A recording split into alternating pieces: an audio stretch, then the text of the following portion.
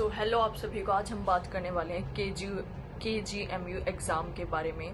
कब एग्ज़ाम होगा, क्या सिलेबस रहेगा, कैसे तैयारी करनी है, इन सब चीज़ों के बारे में, क्या चीज़ों का हमें ध्यान रखना है एग्ज़ाम देते वक्त।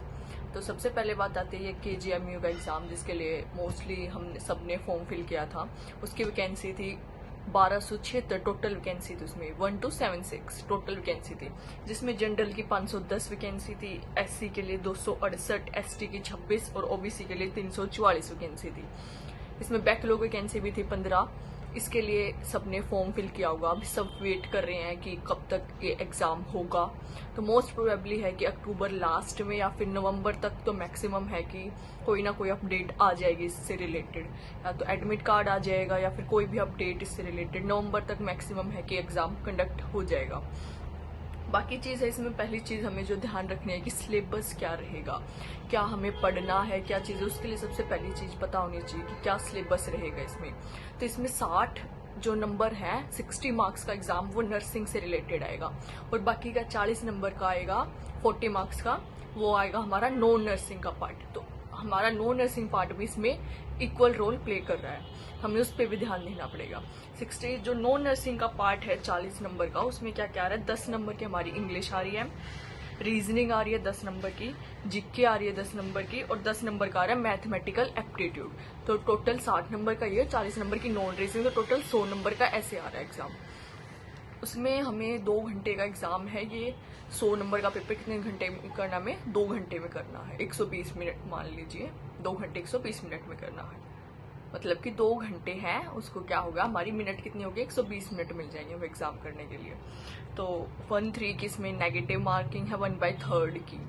ये बात सबसे ज़्यादा इम्पोर्टेंट है जो आपको ध्यान रखनी है कि 1/3 की नेगेटिव मार्किंग है। मतलब कि अगर हमारे 3 क्वेश्चन गलत हो जाते हैं तो हमारा 1 नंबर डिडक्ट हो जाएगा, 1 नंबर कट जाएगा जो हमने सही किया उसमें से। और मिनिमम क्वालिफाइंग क्राइटेरिया है जो है अनरिजर्व्ड और OBC के लिए, वो है 50% का।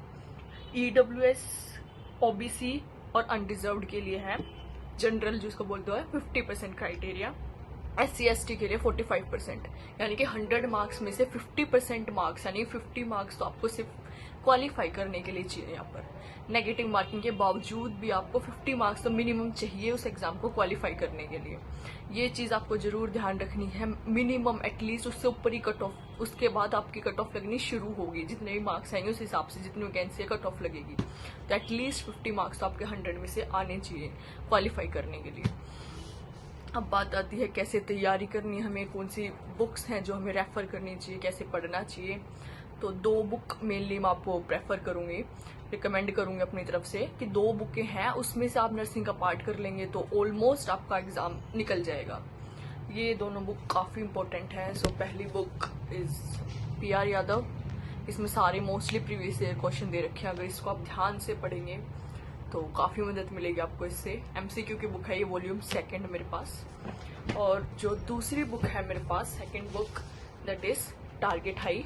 ये मेरे पास 5th एडिशन अवेलेबल है, इसमें से मैं प्रिपेयर करती हूँ। टारगेट हाई के लास्ट में PR यादव में आपको रीजनिंग के लिए अलग से बुक है, वॉल्यूम 3, अगर आप वो देखना चाहते हैं तो वो खरीद सकते हैं। उसके बाद रीजनिंग के लिए और मैथ्स के पार्ट के लिए इसमें टारगेट हाई में लास्ट में क्वेश्चंस दे रखे हैं, वो आप प्रैक्टिस कर सकते हैं। लास्ट में क्वेश्चन दे रखे हैं, इंग्लिश के भी दिए हुए हैं, रीजनिंग के भी दिए और मैथ्स के भी दिए हुए हैं। तो ये 3 चीजें टारगेट हाई की लास्ट में भी दी, वो भी देख सकते हैं। जो नया एडिशन आया उसमें तो एक बुक ही अलग कर दी उन्होंने, इंग्लिश जनरल, इंग्लिश के लिए, जीके के लिए और रीजनिंग के लिए, मैथ्स वगैरह वो के लिए आप वो देख सकते हैं। नहीं तो ये कर ले। और मिनिमम एटलीस्ट आपको हर रोज आधा घंटा नर्सिंग से अलग रीजनिंग के लिए भी देना पड़ेगा, जो कि काफ़ी इंपॉर्टेंट है। 40 नंबर बहुत ज़्यादा मायने रखते हैं किसी भी एग्जाम को क्वालिफाई करने के लिए, क्लियर करने के लिए। नर्सिंग आप कितना भी पढ़ लो, अगर आप ये नॉन रीजनिंग का पार्ट नहीं करके जाओगे तो आपका एग्जाम में बहुत ज़्यादा दिक्कत आएगी क्लियर करने के लिए। बाकी आपको जीके के लिए है, वो आप डेली न्यूज़ देख सकते हो, जो भी करंट अपडेट्स आ रखी हैं रोज रोज, हर रोज जो भी नई नई अपडेट्स आती हैं। कोई भी यूट्यूब चैनल फॉलो कर लीजिए आप जीके के लिए, जो जीके के रिगार्डिंग इन्फॉर्मेशन देते हैं आपको हर रोज, डेली के डेली करंट अफेयर्स मिल जाएंगे आपको वहाँ से। जीके के लिए आप वहाँ से प्रिपेयर कर सकते हैं। सो ये था रिगार्डिंग KGMU के लिए।